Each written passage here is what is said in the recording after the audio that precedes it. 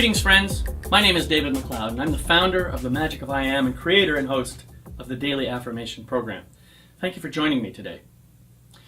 Like most people, I have an ego mind that likes to make up stories. It is particularly good at making up stories about other people. What I find amazing is how easy it is for me to create a whole living history of someone I see on the street, someone I don't even know, someone I have never even met perhaps, all based on what they look like, how they move, who they talk to, and so on and so on.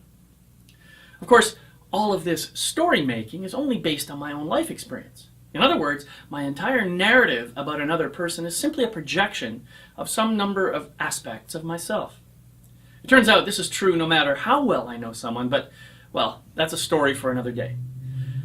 The ego mind is especially skilled at noticing all the flaws in other people, those characteristics or qualities that for one reason or another we may have decided are not good. And quite naturally, the ego mind goes to amazing lengths to deny the existence of those qualities within ourselves, while very helpfully pointing out how all the other people in the world have those qualities or attributes.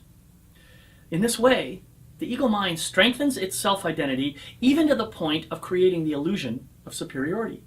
And so the ego mind tends to categorize the things it likes and accepts as lovable and everything else as unlovable.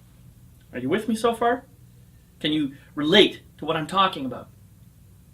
And just as an aside, isn't it amazing that we humans are bright enough and aware enough that we can even recognize this kind of pattern within ourselves? That's a wonderful thing too, because it means that with awareness, we also have the power to change any pattern or anti-pattern that we want to. So, if you do detect this pattern within yourself, what can you do about it? Well, the first thing, I think, is to try and understand what you find so unlovable.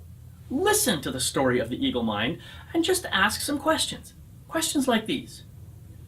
Is that really true? What is underneath that story that might be true about me? What aspect of myself am I trying to hide?